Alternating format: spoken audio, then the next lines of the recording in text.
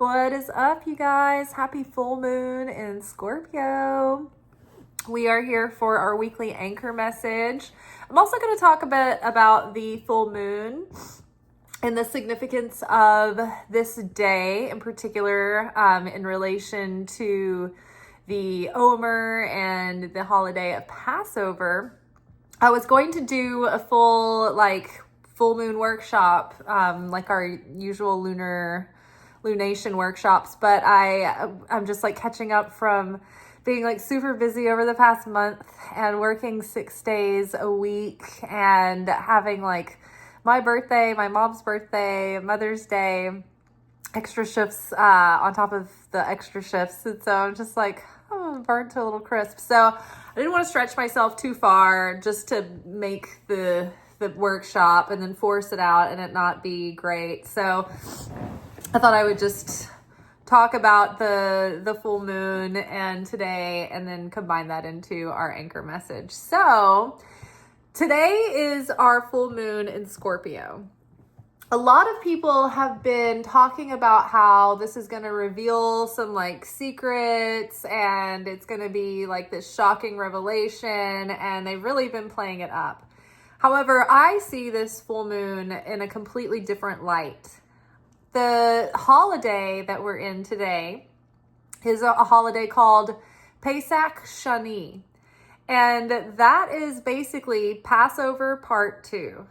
It's so interesting how this was built in. So there was a pleading of the Israelites that they wanted a second chance to be able to sacrifice and to make the move, right? And they wanted their second chance for Passover. And so God granted them a second chance for Passover. So every Passover, the full moon after Passover is called Pesach Sheni, and it is second chance Passover. So it is the cosmic do-over of the year, which is wonderful because if you've prepared yourself for Passover and you know what represents the Pharaoh, the Egypt to you, what is holding you in bondage, what's keeping you small, what's keeping you held back, what's keeping you in a loop or a pattern, right? An addiction, a mindset, behaviors, habits,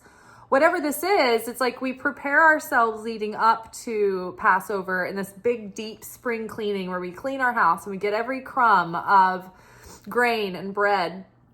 And we make sure that we rid our house of it, because the grain, the bread that expands, it represents our ego that expands.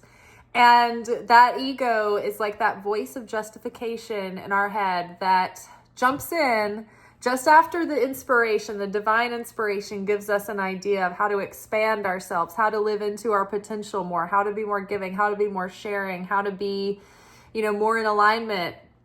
And then the ego comes in and it gets inflated and it says,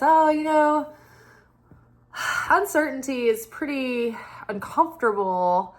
And we know what to expect in this current situation. Why change? Why play with the devil we don't know when we can just stick with the devil we do know, right? Kind of thing.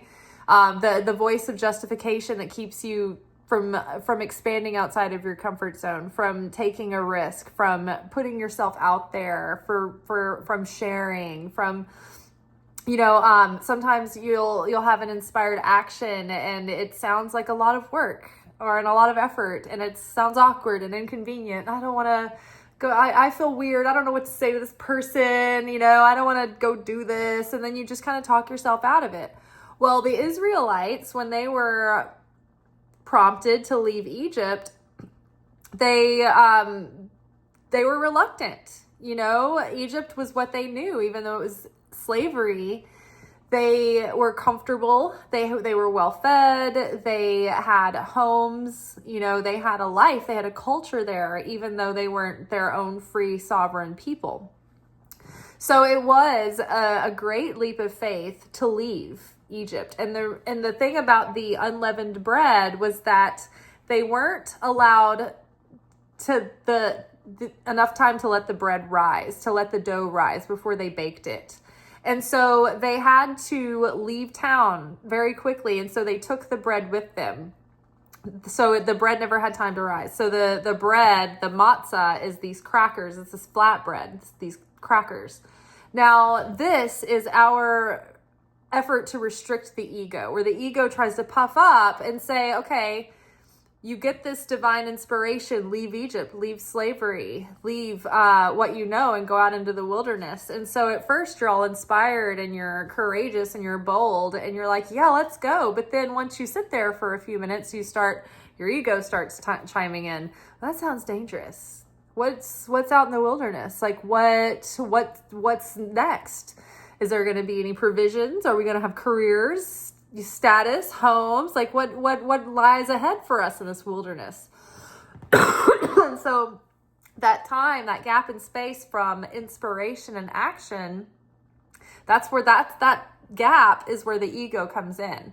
And so the not giving time for the bread to rise was basically saying, act quickly when you get that inspiration, when you get that direction from spirit. You act quickly without hesitation before you give your ego time to rise and get in the way of following through on that inclination. Excuse me.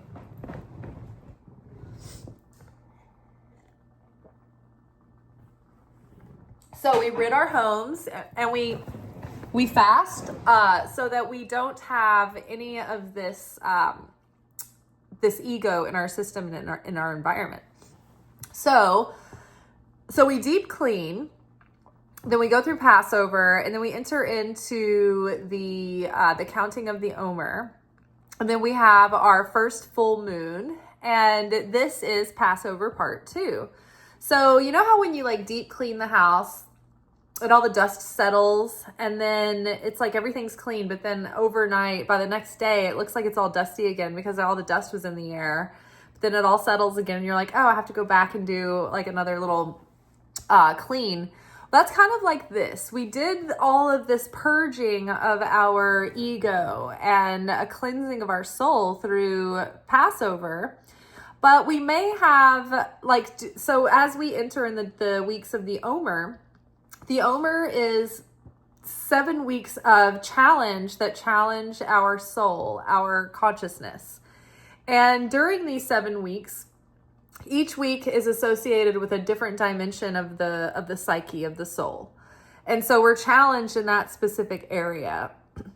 So since we are now this is entering into week 5, we may have done a little bit of backsliding, slipped a little bit, gone back into the old habit, fallen asleep at the wheel, kind of gone into like reflex state or muscle memory of our old ways. And so Passover part 2 allows us another chance to be free of the Pharaoh, to go back and say, no, I'm not going to stay in Egypt. I'm not going to stay in bondage. I am leaving these habits. I am leaving these beliefs behind. I am leaving this grudge that I've been holding on to that's been holding me back, these assumptions about life, like whatever it is, whatever represents your Egypt and your Pharaoh, this is like a second chance to shed that.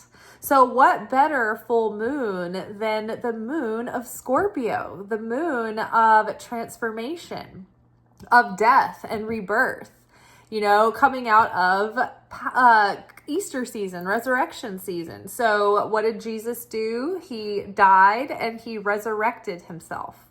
What did he do just before the Passover? Like he died, he was crucified during Passover, during that Passover time period. And so what did he do just leading up to that? He resurrected Lazarus. Lazarus was the last public miracle. It's my oven preheating. So this season is all about death and resurrection and being reborn and being renewed and being brought back from a state of darkness and death and despondency back into rebirth, renewal, inspiration, blooming into our potential. So I love that this is a Scorpio full moon happening during this second Passover part 2, after we have just witnessed resurrection season. We have contemplated the crucifixion. We participated in Lent.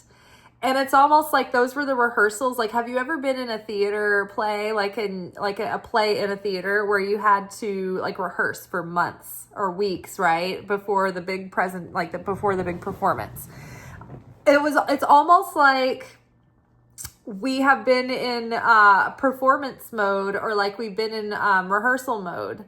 And now it's like we're doing a performance of the play after we've been rehearsing. So it's like we've been taking ourselves through mentally and consciously through the idea of death, resurrection, death, resurrection, death, resurrection. And it's almost like we had a dress rehearsal, and now we have another chance at performing the show. Or it's like we performed the show on our opening week, and now this is the second weekend, and we've got another chance at like giving our best performance kind of thing. So it's like we've been considering consciously the ideas behind what we want to die to in our personality, what we want to die to in our behavior, or in our more carnal consciousness, or reflexive, reactive consciousness, and how we want to resurrect our lives, right? What part of the old timeline do we not want to bring forward, but who do we want to be reborn as in this new timeline with this fresh new faith and perspective and excitement and renewal, right? So I just think that's so interesting. The other aspect that I wanted to touch on was that this is week 5 of the Omer. So if you have been following along and you've been watching the videos, you know that last week was week 4. And week 4 was associated with the dimension of the soul called Netzach, which is associated with Venus. And it was all about like being inspired and inspiration and creativity and dreaminess and kind of arousal, right? So if last week was about arousal and excitement and inspiration and getting ideas and getting excited about those ideas and getting creative, then this week is about organizing those ideas and putting them into action. This week, our dimension that we are linked to in the Omer is called Hod. Hod sits directly across from Yasa, or Netzach, on the tree of life. So they are equal, opposite, opposing virtues. They are complementary, if you will. So we have the inspiration, and then we have the ability to organize our thoughts into focused clarity and be able to communicate those thoughts and share those messages. Hod is associated with Mercury. So Mercury is an air element, and it is associated with our thoughts, with the way we communicate, with the media, with getting information back and forth. Hod is associated with the inquisitive student, the scientist, the mathematician. Hod is mathematics. Hod is the music theory that it takes to write the music that you dreamt of, right? If Netzach is the hearing the symphony come through for the first time in your mind and in your heart, Hod is organizing those thoughts into the music theory that it takes to write out the sheet music. So as the enthusiastic student, we have humility, right? We're teachable, we're open. When we get too proud, we're closed off. We think we know best. So we're not very teachable, right? So Hod has to do with being open, with putting the ego aside, with restricting the ego, with having humility, with practicing acceptance. Because think about the scientific community. They can't get very far if, like, okay, say for instance, quantum physics. Albert Einstein had a difficult time with quantum physics. He was like, this doesn't add up. This isn't like a mathematical, like, normality. Like, this is not like lining up with Newtonian physics. And so there were a lot of physicists and a lot of scientists who were just like, they could not like wrap their mind around accepting that quantum physics just broke all the rules that they thought defined our reality. So it was difficult for some of them to really go deep and expand their knowledge without it causing resistance within them. Like they had a hard time accepting the findings that they were coming to, and they thought they must not be right. Well, the scientific community, once they could get past the surprise and the shock and awe that quantum physics does not operate by the same rules and laws as Newtonian physics, then they could make giant leaps and giant discoveries. But you have to have acceptance of something, because otherwise your focus and your intention and your energy is caught up in fighting and resisting something.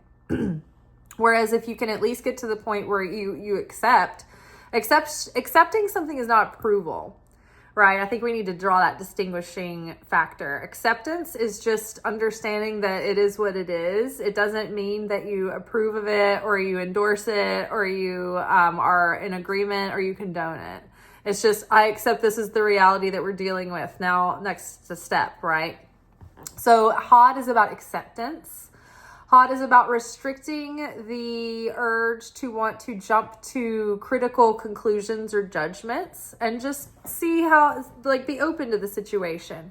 Look at the situation with impartiality and assimilate the facts to perceive the truth of a situation. Step back, detach from the situation emotionally, look at all the facts, and then assimilate the truth of a situation.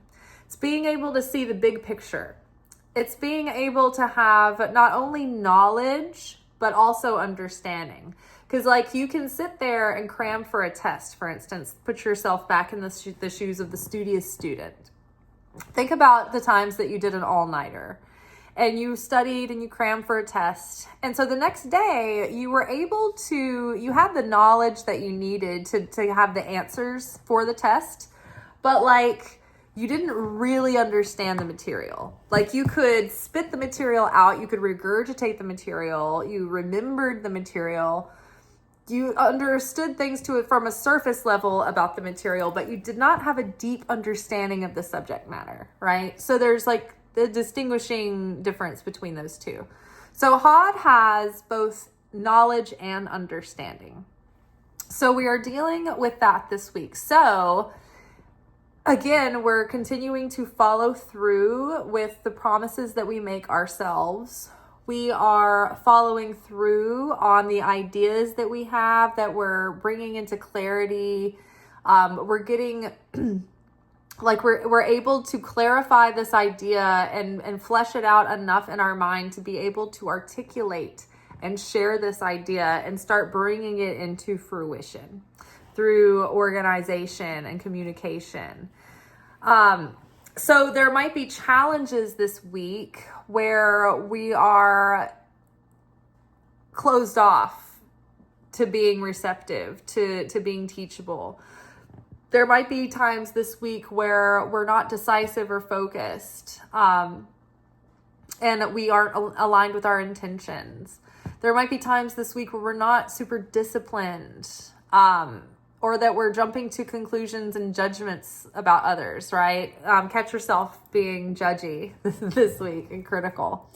So we're trying to overcome these things. And the more that we see these darker aspects of ourselves, the better, because every time we can see these shortcomings in our personality during the Omer and we can transform those, it reveals basically, it takes all this light that you just absorbed through observing Passover, and it grounds it into yourself and your being in such a way that it helps you reveal your potential and reveal blessings. It ups your vibration, so to speak.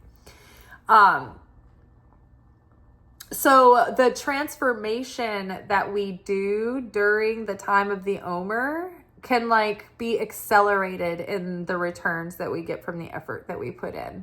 And the effort that we put in will reveal like miracles essentially, but it comes down to our devotion and our commitment to follow through. But we can, nothing stops us from being, from transforming any time of the year. But it's just that when we're in these periods, it's like we have extra momentum, extra help, extra assistance. Okay, so our first card from the Wild Unknown Archetypes. This is for our weekly anchor message, the weekly assignments for the week. And I would actually, if you haven't already, go and watch yesterday's weekly energy oracle forecast for the week, because we talk about the Omer in that video as well. The weekly energy oracle forecast, like, just called it out exactly, spoke directly to the weekly energy. So the first card from the Wild Unknown Archetypes is the Sustainer, followed by the Mask, followed by the Prayer,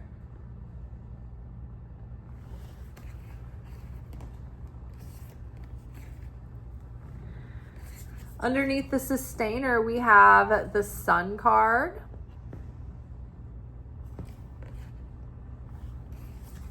underneath the Mask, we've got the Emperor.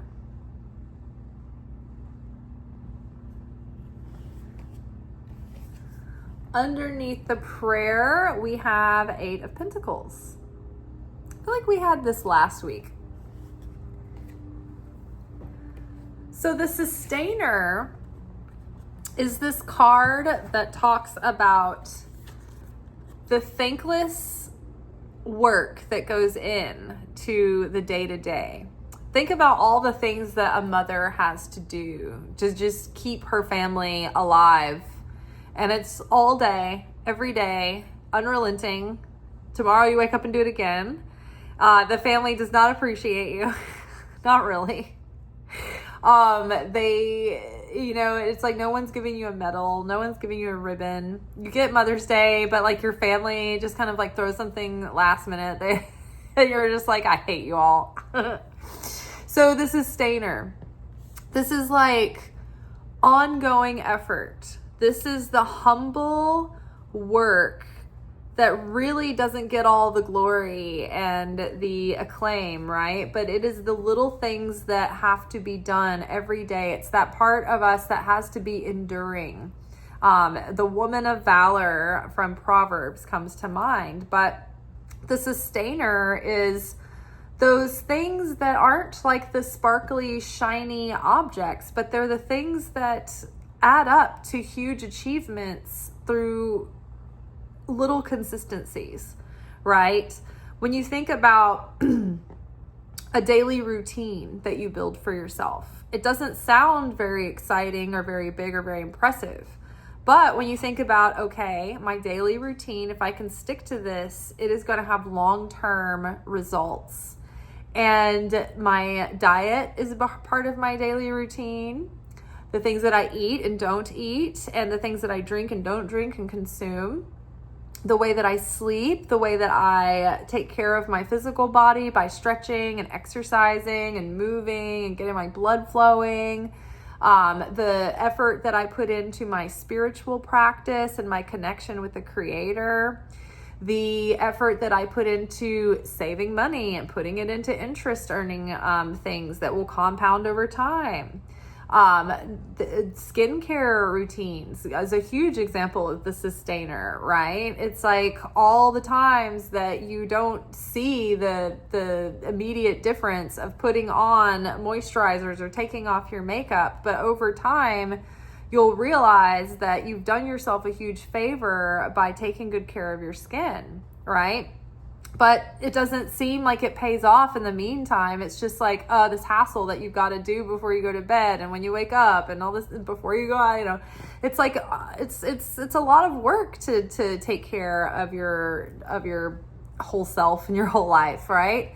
Do you, keeping your house clean and organized so you're not overwhelmed, like staying on top of your adult tasks and taking care of your soul and your spirit and showing up for your dreams and your goals and your like, your craft that you want to perfect, whatever it is. The sustainer is all the little tiny things that add up over time, but that have to be done consistently to maintain what you're building.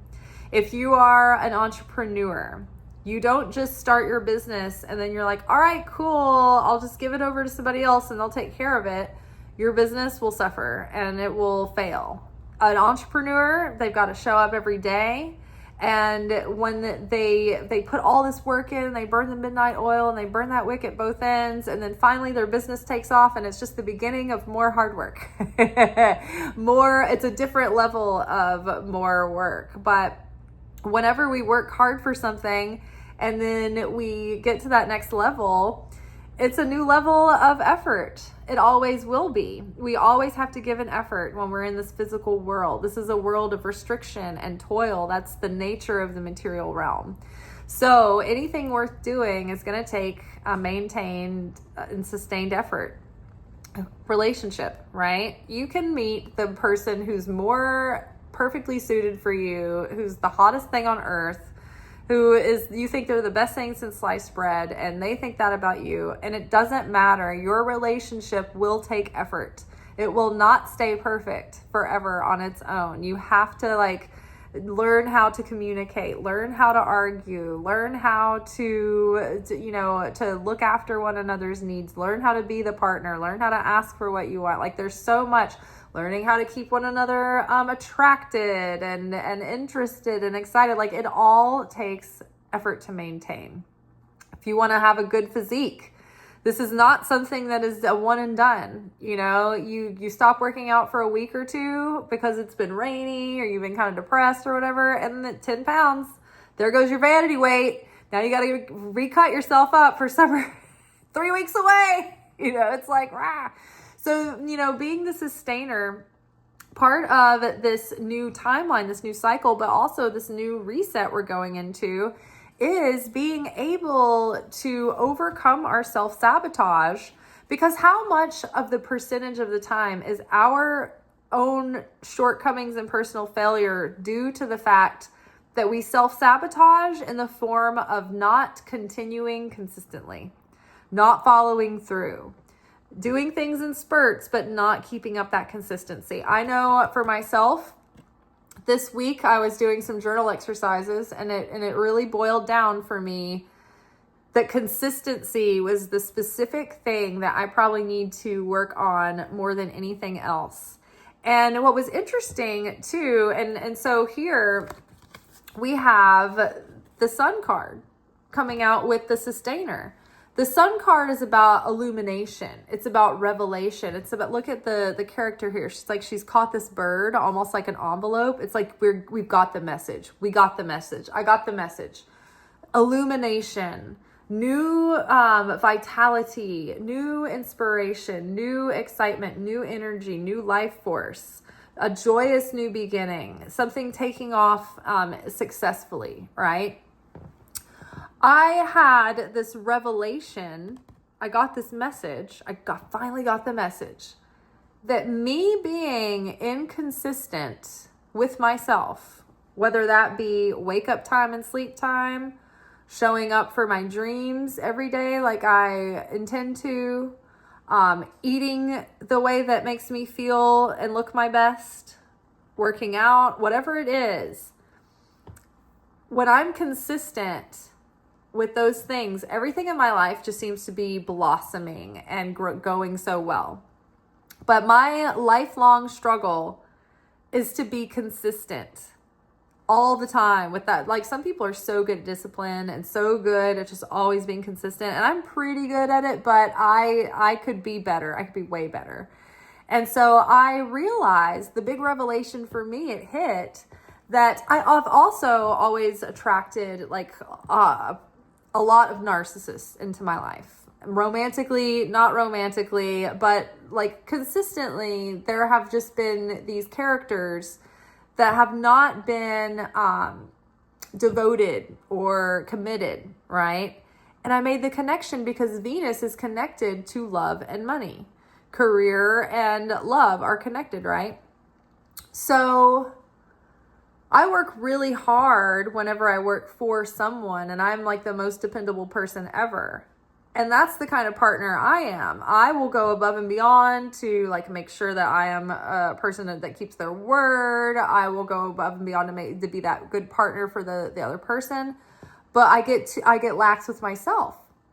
So I realized that me being inconsistent and not keeping my word impeccably with myself, not being consistent with keeping promises that I've made to myself, not being consistent or committed to my dreams and following through on my own self-care or routines or whatever that is, it is the same thing as me being that wily coyote, that narcissist that comes into my own life that seduces me with the comfort zone, right?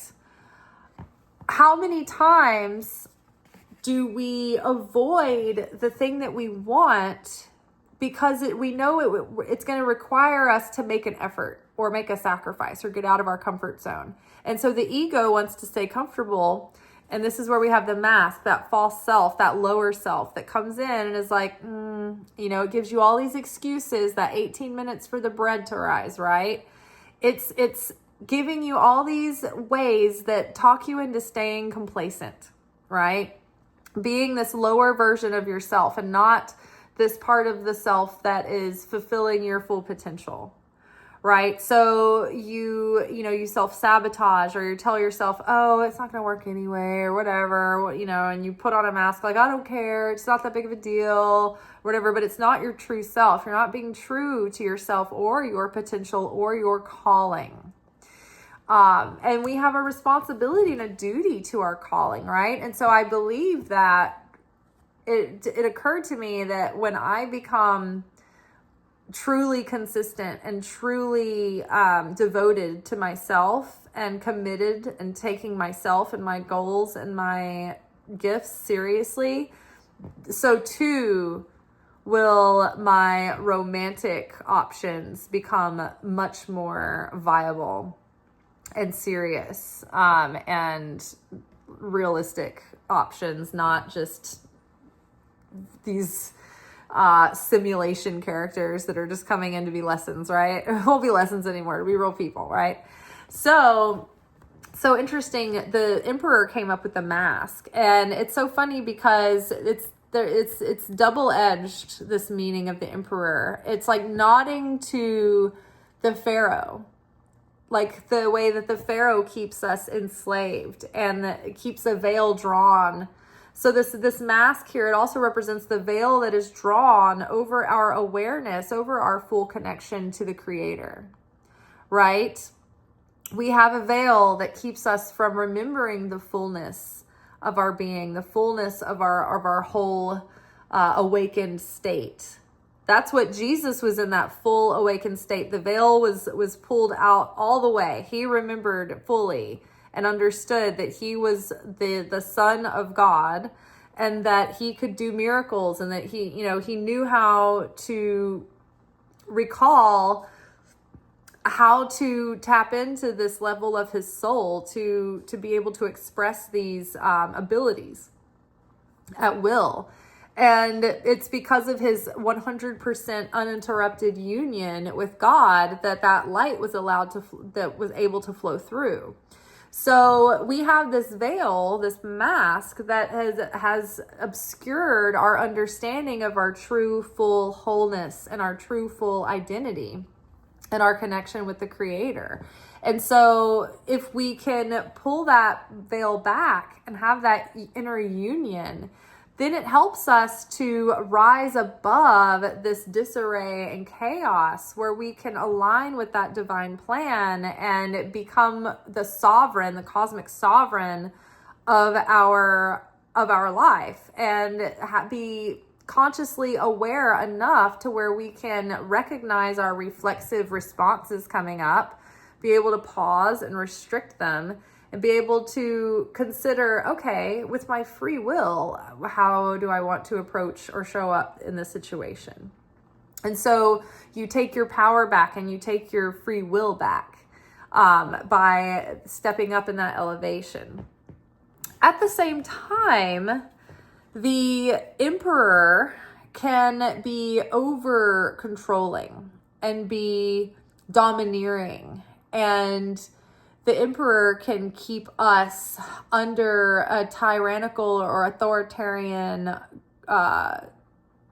stronghold, like the Pharaoh. And so what is the Pharaoh? The Pharaoh is our ego nature, our lower nature, our carnal nature, the nature that wants to receive for the self alone, right? The nature of ourself that doesn't want to consider others, but wants to have ultimate power and control of any given situation. And we want things our way.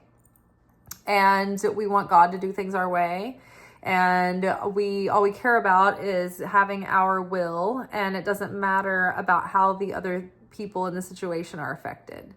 So that is part of our breaking free of the hold of the Pharaoh over our life, because that shadow of the Pharaoh wanting to keep us small, wanting to keep us complacent, wanting to keep us in the same routine, serving the ego, serving the self, it keeps us trapped.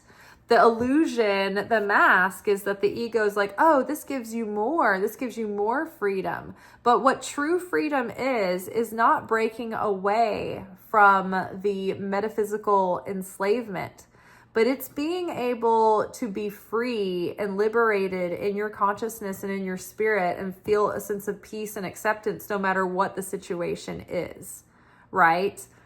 Regardless of the outer circumstances of your life. You could be in a situation that was like, for instance, okay, so in John the Baptist's case, he was imprisoned for speaking out.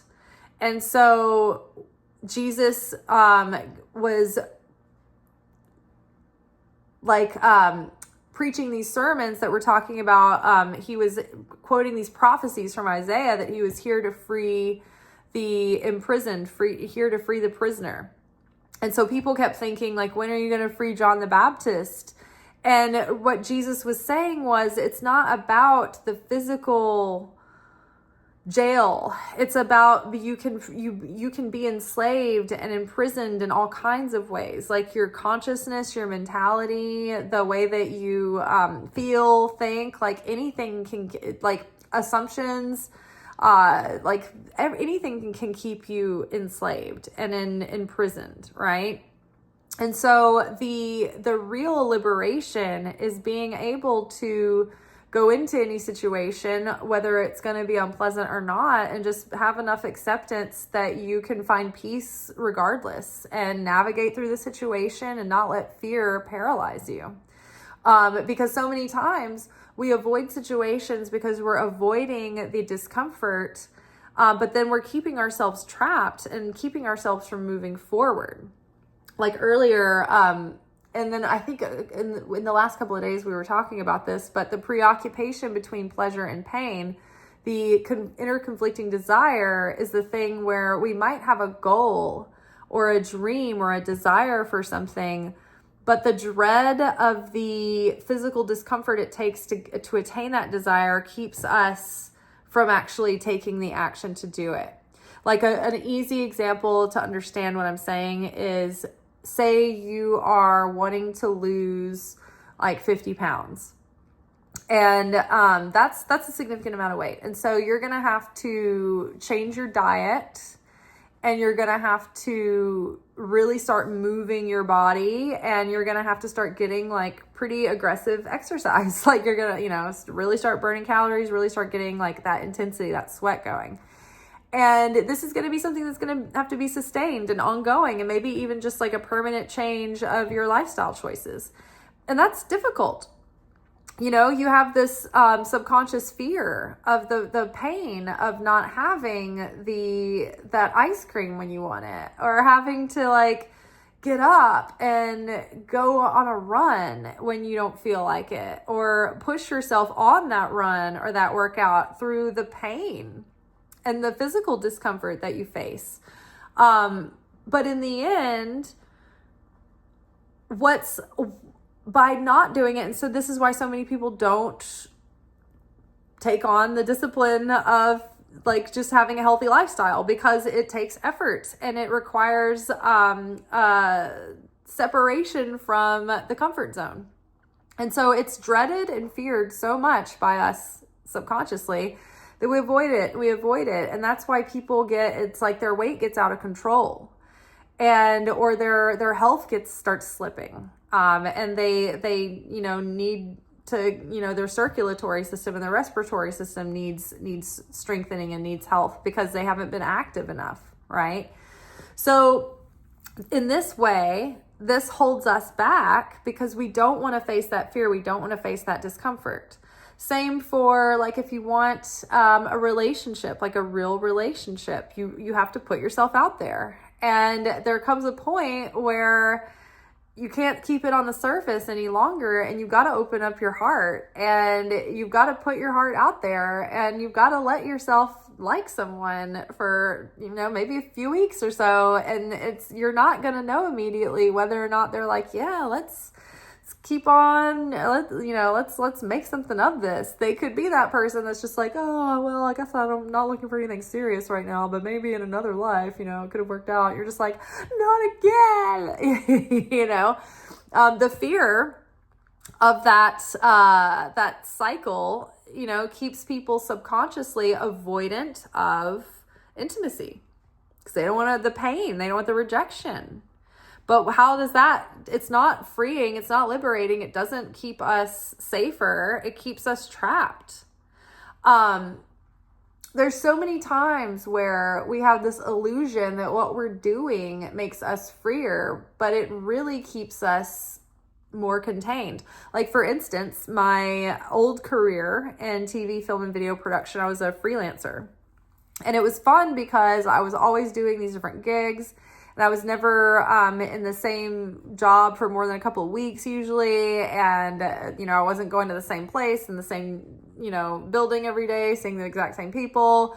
Like I had this like phobia against being in this routine and being in this like mundane monotony. And I thought, oh, by doing this career, I give myself so much more freedom. But in reality, it was very much an illusion. Like the pirate's life does not give you freedom. You're not really free. You're at the mercy and the itinerary of the boat. And so you get to come on shore and, go to your tavern and drink your rum and get your horse. And that is like 8 hours. Then you got to be back on the boat to make berth, and you're going to leave again. And you're going to be out at sea with no one around, with just the crew on the boat. And you get to pull into another port for a few hours and get a whore there, get some rum, and get a soup or whatever they do, and then you're back on the boat. So it's like a pirate's life. I realized that it was basically production. It's like, okay, there's a production company coming, and I've got to get this job, and so I've got to work this, and I've got to book something else after, and book something else after that. And it wasn't free actually, because I couldn't make plans with people, because I never knew when I would have a gig, or that I would have to take that gig because there may not be work after that for a while. So what seemed like it was the thing that gave me freedom was really the cage that kept me financially limited and socially limited as well. And so I ever since I left the film industry and just started working at a dinner place and working at a restaurant at night, I have my days off. My days are open, and I can make plans, and my job is more flexible, and I don't have to be as flexible. With film, it was like a flexible industry, but it was like you were the one that had to be flexible. The production's not going to be flexible. So again, our mindset of what freedom is and what that emperor in our mind tells us is freedom. What propaganda are you selling yourself that makes you so free? A person who wants to be a bachelor for the rest of their life, or a single girl for the rest of their life, never get, married or whatever, they might think that that gives them more freedom, but it's really just another like hang up, or box to put yourself in. And so these illusions, they're spun up by the ego. So we're seeing through that. And the thing that's going to help sustain our efforts, because remember, this was all started with a sustainer, is so we have prayer here with the Eight of Pentacles. Eight of Pentacles is the card of the apprentice. It's the card of transformation. It's a card of putting in a long-term effort, right? Doing work that's going to be done for a long time, like a long-term project. Mastering a skill over, the course of months, years, lifetimes, right? The prayer card is about having this ritual of prayer, of connection with the Creator, of touching the sacred on a regular basis to give yourself strength and nourishment and a feeling of peace and being held and protected and provided for. Prayer is very powerful.